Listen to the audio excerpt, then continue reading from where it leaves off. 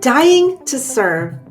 Welcome to Bible Study Hub. I'm Ann Wiggins. If you follow along with us day by day here in our 10-minute or less devotional series, this is Tuesday, April 15th, 2025. We are in the week prior to Easter Sunday, which is coming up this coming Sunday. So we're in a great spot in the Gospel of John where we've been hanging out for quite some time. And we will be in chapter 12 today, reading verses 23 to 26. So I will be reading from the Legacy Standard Bible. You're welcome to follow along in your own, or you can just listen on. So John 12, 23 to 26. And Jesus answered them, saying, "The hour has come for the Son of Man to be glorified. Truly, truly, I say to you, unless a grain of wheat falls into the earth and dies, it remains alone. But if it dies, it bears much fruit. He who loves his life loses it, and he who hates his life in this world will keep it to life eternal. If anyone serves me, he must follow me, and where I am, there my servant will be also. If anyone serves me, the Father will honor him." Well, just to review, in case you weren't with us yesterday, remember that some Gentiles came to Jesus and they actually requested of Philip that they be allowed to see Jesus. We're really not told why or what they wanted to talk about. But judging from these verses, which is Jesus's response to that, it's reasonable to think that these Gentiles probably came to be followers of Jesus too. If it's true that that is the case, then Jesus's response really makes a lot more sense. But in order to really understand what Jesus is saying, both to these Gentiles and then to all the other Jewish listeners around him, we have to really understand what the rabbi/disciple model looked like at this time. In our Western culture, there's really no paradigm for this. And so we have to stretch our brains just a little bit to see if we can understand how this all worked at that time.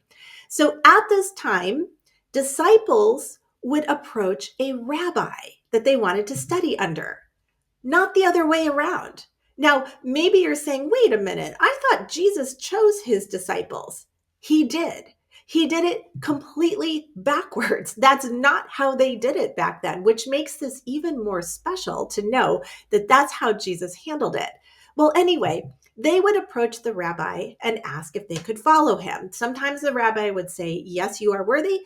Other times he'd say, "No, you're not worthy." But if the rabbi said yes, then it meant that the disciple would have to give up everything and embrace a lifestyle that was very difficult. Traveling, lack of comfort, lack of sleep, rigorous study of the Torah, study of what the rabbi thought about the Torah. They really became the abject servant in every possible way of their rabbi. They washed his feet, they got his food, cleaned his messes, gave him the best seat or place to rest, cared for his animals. They did everything, and they were grateful to do it. They were there to serve, not to be served.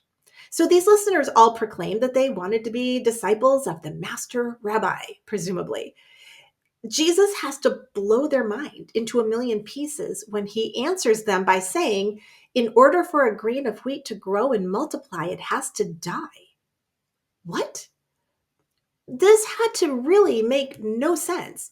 Jesus, did you know you're not making it easy for people to follow you? What is all this talk about dying? And if that weren't bad enough, he keeps going. In verses 25 to 26 again, he says, "He who loves his life loses it, and he who hates his life in this world will keep it to life eternal. If anyone serves me, he must follow me, and where I am, my servant will be also. If anyone serves me, the Father will honor him." If you want to follow this rabbi Jesus, you will follow him to death. What does that look like? Well, this is what it looks like. You have to choose between the world system and Jesus. If you want to follow Jesus, you have to serve him like any disciple would have been expected to serve their rabbi. When Jesus talks about hating your life, he doesn't mean you should harm yourself or just loathe your existence. That's not what he means.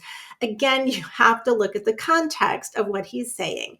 And the context is that of rabbinic discipleship. The disciple would hate his own life in order to serve his rabbi. There are actually ancient writings that talk about this thing outside of the Bible, and that's what they would call it, that they would hate their own life in order to serve their rabbi. So these listeners knew exactly what he meant. They weren't thinking of self-harm or anything like that. And you would give up all earthly pleasures, if necessary, to do it. They would do it willingly and with gratitude to their rabbi. So Jesus is simply saying you can't be his disciple and also cling to the world system at the same time. You and I have to choose. He's also saying you can't serve him like a side dish. Following Jesus means you're all in. You're all in no matter the cost. What do you think the Gentiles thought about this message? We're not told, but Jesus doesn't seem to pick up any additional followers this day either. So we think they probably were just like, whoa, that's intense, and probably just simply walked away. Well, what about you? What about me? I have to tell you, this one really convicted me as I was studying this week. Is this a type of discipleship that I exhibit in my own life? Am I willing to give up absolutely everything for Jesus? Or do I serve him on the side, kind of like an afterthought? Or if it's convenient, or it's the right day of the week, or I do it out of guilt? That's not the rabbi-disciple relationship. That's not what Jesus is asking for. That's not what Jesus wants from us in this case. We need to be willing to give up everything, even if it means dying for him. That is his expectation for us. Pretty intense, but I'll tell you, serving Jesus is worth it. It's always worth it. He is so worthy of our worship, our praise, and very much our service. Well, thank you for being with me this morning on Bible Study Hub. I wish you a beautiful day. Go out and serve Jesus today in whatever capacity he has put you in, at work, at home, at school, wherever you are. Make sure that you keep him first and foremost.